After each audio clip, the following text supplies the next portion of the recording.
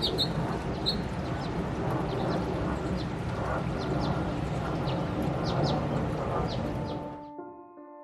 Boo Buddies, Anya here, and if you can't tell, it is a rainy spring day, and I decided to take the time to play with some gouache.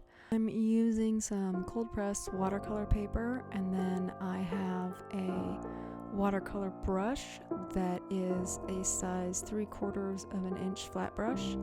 And so what I did off camera was, when I taped down my paper, I used the roll of tape to lightly draw a circle in pencil in the center, or mostly center, of the page. So I'm just taking my black gouache, that's Ivory black gouache in the Winsor&Newton, and I'm taking my large flat brush, and I am just going around that circle sketch that I've got going on. The beautiful thing about gouache is I don't have to worry about my pencil sketches the way I do with watercolor, where you want to rub out as much as you can, because I'm going to be putting paint over these pencil sketches, so I can leave them there and they can be as dark as I want, especially with the black gouache. So I don't have to worry about pencil sketches as much as I do with watercolor. We are officially in Halloween countdown mode. We are halfway through the year, well, halfway to Halloween from last Halloween, so the Halloween year, we're halfway. And so I don't think it's ever too soon to start Halloween stuff. So I'm switching brushes real quick to a different flat head brush. This is a size 6 shader flathead, still watercolor brush. And I'm just going around the circle in my Cadium orange color. And these are really going to be the only two colors that I use. You saw at the beginning that I had 3 tubes of paint. And I am just basically doing the Cadium orange and the Ivory black. So now that I'm done doing the edges, I'm going to fill in the circle with a size 12 rounded brush. I prefer rounded brushes over flat brushes, and normally will use a rounded brush where I should be using a flat brush, so because I'll just use one brush as much as possible.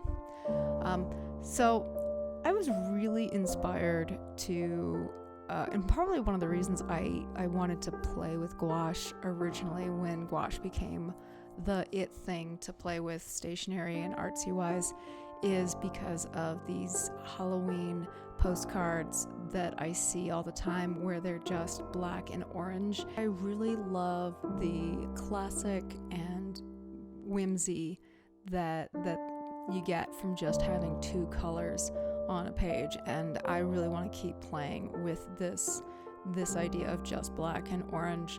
And of course I've got white coming later on to do some highlights, and you need your white gouache.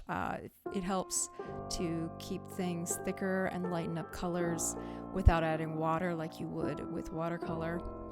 So I'm using that same flat brush to go ahead and add my tree details. So we're gonna have a tree on one side of this painting, and so I've got it mostly loaded with the black, but I'm going over the orange that I just painted on the moon, and it's picking up and mixing and blending into the black as I go. So I'm creating this interesting brown color that doesn't immediately pop out as brown. It still looks like it's in that whole black chromatic style that we've got, but as you can see, especially now that I'm on the other side of the page, that it is definitely a brownish color that is coming out with the black and the orange mixing together.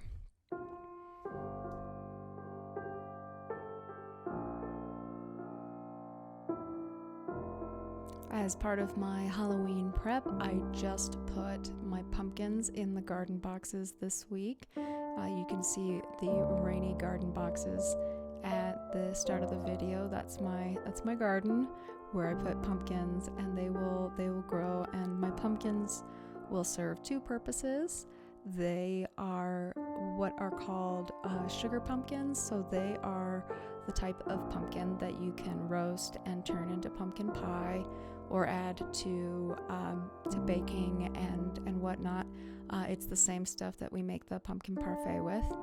But they will also become my jack-o'-lanterns, so that's really cool. So now I'm using a smaller round brush, and this is a size 6, and possibly my favorite brush to use when I'm doing any sort of painting in any sort of medium. I tend to go for the nice medium-sized, it's kind of on the small size, but it's not quite so tiny, round brush, and I feel very comfortable doing some detail work, but also covering quite a bit of space at the same time.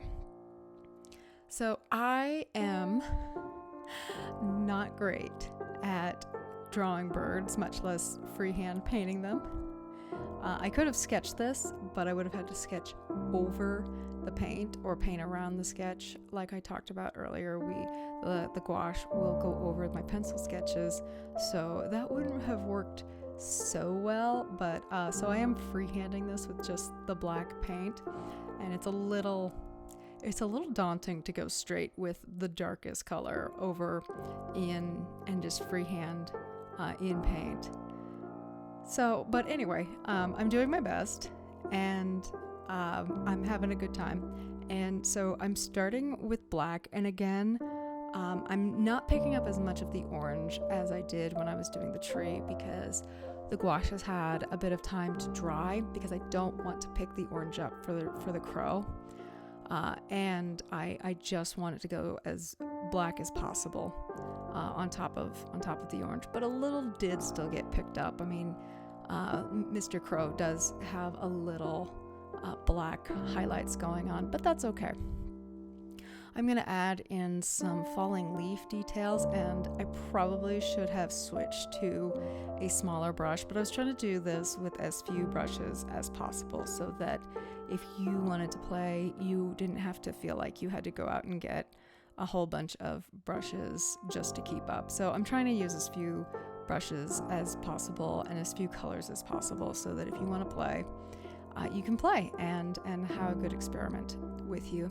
So I'm doing black leaves on the moon and orange leaves in the sky to kind of give that idea that the wind is blowing, kind of like it is today outside my window. I know it kind of sounded like an airplane in that opening bit. That is not an airplane. That is the wind. It is just nice and rainy and howly, and it feels very autumny out. And it's still, May? It's only May. So this is fun.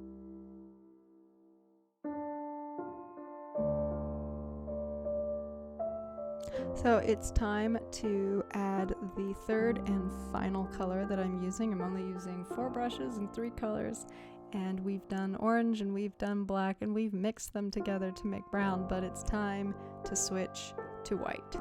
And I've actually let everything dry and cleaned my brushes and gotten fresh water for my setup, and it looks like I just do it in a snap, but that's the power of editing.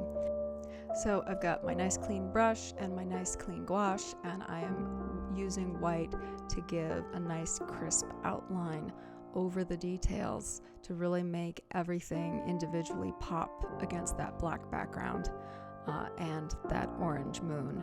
So I'm going around the tree and kind of giving a nice, so you can kind of see that there is some light being shed around, but also just giving a nice background and also some texture, because it's not just the edge of the tree that's gonna get shined on by the moon. So we needed some bark texture to pick up on that light as well. And I also will go around the leaves later to make sure that they don't get lost in the craziness that is this color study.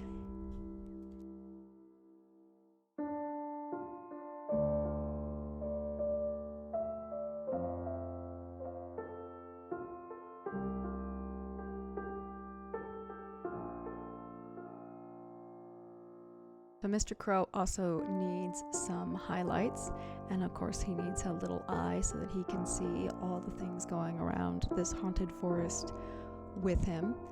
So this is actually a really cool technique. I wouldn't call it a technique so much as what I was trying to do and what ended up happening.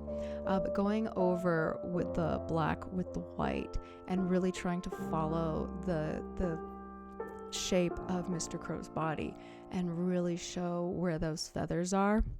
And it looks like I've gone too heavy with the white, but that's okay because I'm going back over with the black, same brush. I haven't cleaned in between, so now this is white and black kind of meddling together, but really heavier on the black, and it's giving him definitely this sense of there's light coming down on him, but also you can start to see the texture of his feathers, and it came out really cool.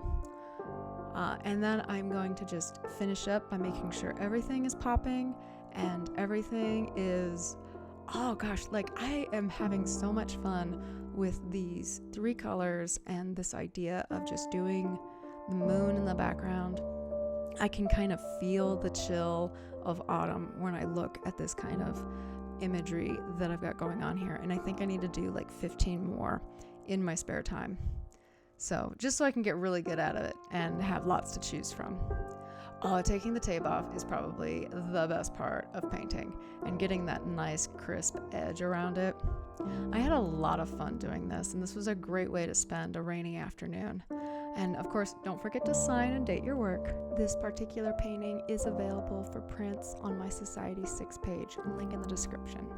Alright, Boo Buddies, I hope you found this spooky springtime very inspirational, and I will see you in my next video.